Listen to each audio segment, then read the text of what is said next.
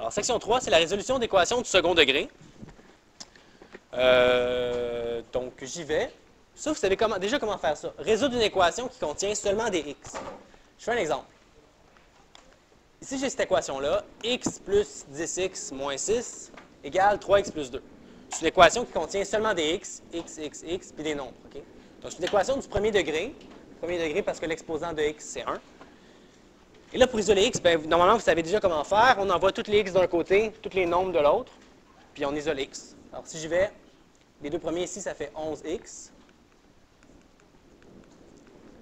Après ça, je vais envoyer mon 3x à gauche. Je vais faire moins 3x de chaque côté. Ça fait 8x moins 6 égale 2. Et je vais envoyer tous mes nombres à droite. Donc, plus 2 de chaque côté. 8x égale 8. Puis finalement, maintenant que j'ai mes x d'un côté et les nombres de l'autre, ben là, je divise par 8 de chaque côté. X égale 1. Alors ça, c'est relativement facile. Vous l'avez fait des centaines de fois. Isoler une variable quand on a seulement des x, c'est facile. Je pose exactement la même question, c'est la même chose, sauf que c'est des x2 à la place. Il y a un petit 2 qui apparaît. Donc, résoudre une équation quand il y a seulement des x2, il n'y a aucune différence dans la démarche. On envoie tous les x2 d'un côté, tous les nombres de l'autre. Alors, j'y vais, ça va être la même chose. Ces deux ensemble ici, ça fait 11x2 moins 6 égale 3x2 plus 2. Je vais faire moins 3x2 de chaque côté. Ça fait 8x2 moins 6 égale 2. Et je vais faire plus 2 de chaque côté pour terminer. 8x2 égale 8. Donc, j'ai envoyé mes x d'un côté et mes nombres de l'autre. Et là, finalement, je vais diviser par 8 de chaque côté. x2 égale 1. Donc, c'est la même démarche que tantôt, sauf que c'est des x au lieu d'être des x2. Et la différence, c'est ça, c'est qu'on fait la racine carrée à la fin. On n'oublie pas que quand on fait la racine carrée, ça donne tout le temps deux réponses. On a x égale 1 et x égale moins 1. Une positive et une négative. Pourquoi? Parce que cette ligne-là, ici, c'était x à la 2 égale 1. Ça veut dire quel nombre qui au carré donne 1? Bien, 1 au carré, ça fait 1, puis moins 1 au carré, ça fait aussi 1. Donc, deux réponses. OK, là, ça va, ça, vous le savez. Quand on n'a que des x, on met les x d'un côté, les nombres de l'autre. Quand on a des x2, on met les x d'un côté, les nombres de l'autre. Mais ce qu'il y a de nouveau, vous l'avez fait l'an dernier à la fin de l'année, en tout cas, c'est ce qu'on m'a dit, c'est quand il y a des x et des x2 dans une équation, comme celle-là ici. C'est encore la même, sauf que là, il y a des x et des x2.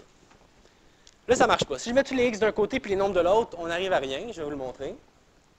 Donc, si j'ai envoyé mon 3x à gauche, ça fait x2 plus 7x moins 6 égale 2. Puis, je vais envoyer mon 6 à droite pour essayer de faire quelque chose. Donc, ça fait x2 plus 7x égale 8. On ne peut rien faire avec ça. Je ne peux pas faire de racine carrée. Si je voulais faire la racine carrée, ça ne marche pas. Je ne peux pas faire la racine carrée de ça. J'ai racine carrée de x à la 2 plus 7x. Je ne peux pas juste enlever le 2 là puis enlever ça. Là. Faut que je fasse aussi la racine. Faut que je fasse la racine de tout ça. Donc, je ne peux vraiment rien faire avec ça. Alors, quand on a des x et des x2, c'est ça la matière de la section 3. Ce qu'on doit faire, premièrement, il y a 3 étapes. Première étape, c'est mettre égal à 0. Donc, on va tout envoyer du même côté. Peu importe c'est quoi, on envoie tout du même côté. Deuxième étape, on va factoriser. C'est à ça que ça sert la factorisation. Et troisième étape, je vais vous l'expliquer tantôt. Qu'est-ce que c'est exactement? Donc, première étape, j'ai des x et des x2, alors je vais tout envoyer du même côté. Là, j'ai commencé, j'ai envoyé mon 3x à gauche. Je vais aussi envoyer mon 2 à gauche. Ça va faire x2 plus 7x moins 8 égale 0. OK, donc j'ai mis tout du même côté, alors j'ai un côté qui est égal à 0. C'est ça que je veux dire ici par égal à 0. Deuxième étape, on va factoriser. Alors, factoriser, c'est transformer une somme en produit. L'idée, c'est de transformer ça ici en multiplication. Pardon? C'est un trinôme. Trinôme, c'est 3 termes. Quand on a 3 termes, on fait la technique produit-somme. Si vous avez commencé à la section 2, vous êtes supposé être à l'aise avec ça. C'est vraiment important. Je vous le dis, dans le quiz, ça va être comme que des produits-sommes et des complétions de carré. Okay? Presque. Donc, on va faire produit-somme. Produit-somme, c'est quand on a un trinôme de la forme ax2 plus bx plus c, comme ça ici. Donc, ax2 plus bx plus c. Alors, on factorise ça. On cherche deux nombres qui, en se multipliant, donnent a fois c. Donc, 1 fois moins 8. Et on veut que les mêmes deux nombres, en s'additionnant, donnent le terme du milieu, 7, qui est b. Donc, là, on énumère tous les nombres qui, en se multipliant, donnent moins 8. Il n'y en a pas tant que ça. Il y a moins 1 fois 8. Puis ça finit là. Okay. Moins 1 fois 8, c'est lui, parce que moins 1 fois 8, ça fait moins 8. Et moins 1 plus 8, ça fait 7. Alors, la technique produit-somme, c'est qu'on réécrit le trinôme ici en 4 termes. x2 moins 1x plus 8x, les deux nombres qu'on a trouvés. Moins 8 égale 0. Donc, moins 1 et 8, c'est les nombres qu'on avait trouvés. Et là, on termine de factoriser en faisant une double mise en évidence. Ces deux-là ensemble, ces deux-là ensemble. On a x, x moins 1, et ces deux-là ici ont 8 en commun. Il reste aussi x moins 1. Finalement, je termine de factoriser. Ces deux-là ici ont en commun x moins 1. Il reste x plus 8. OK. Donc, je vais juste récapituler ce que j'ai fait. On voulait résoudre cette équation-là. Il y a des x et des x2. Donc, on envoie tout du même côté. On met ça égal à 0. Première étape, ça finit là. Deuxième étape, on va factoriser. Peu importe la technique. Là, ici, c'est un trinôme, alors je factorise par produit-somme. Je l'ai fait. Et là, j'ai factorisé. C'est la deuxième étape est finie. Et là, la troisième étape, c'est que les mathématiciens se sont dit pourquoi on factorise ça? Parce qu'ils se sont dit comment est-ce qu'une multiplication peut donner 0? Okay. Pensez-y, là. Si, admettons, j'ai. C'est pas nécessairement quand x égale 0. Et admettons, si j'ai A fois B égale 0. Il faut qu'une des parenthèses donne 0. OK? Quand on a une multiplication, si on a quelque chose qui vaut 0 dans la multiplication, toute la multiplication est égale à 0. J'ai un exemple. Si j'ai 2 fois 5 fois 7 fois 0 fois 17 fois 32, je te dis, trouve-moi la réponse. Tu ne prendras pas ta calculatrice, tu n'es pas obligé de taper ça là, ou le faire à la main. Là.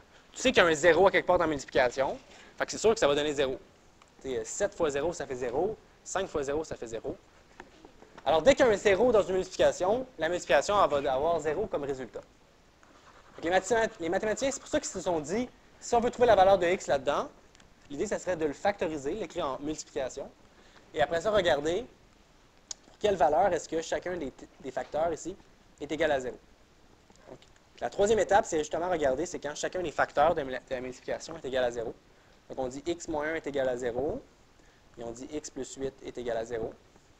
Puis là, on trouve les valeurs de x dans chacun des cas. Donc, x moins 1 est égal à 0 quand x est égal à 1. Et x plus 8 est égal à 0 quand x est égal à moins 8. Alors, ça, c'est les deux réponses. Vous allez donner ça comme réponse, x égale 1 et x égale moins 8. Il y a deux réponses, ces deux-là. Et ça, c'est les solutions de l'équation de départ. Ça veut dire que si on remplace x par 1 là-dedans, ou par moins 8, ou dans n'importe quelle équation, le côté gauche va être égal au côté droit. Je vais juste le faire avec 1. Si je remplace ici x par 1, ça fait 1 à la 2, plus 10 fois 1, moins 6, égale 3 fois 1 plus 2. Si je le calcule, que le côté gauche va être égal au côté droit, si ça fait 1 plus 10, ça fait 11, moins 6, ça fait 5. 3 plus 2, ça fait 5. Donc, c'est la bonne réponse. X égale 1, c'est la bonne réponse. Puis, je faisais la même chose avec moins 8. Ça me donnerait aussi le côté gauche égal au côté droit.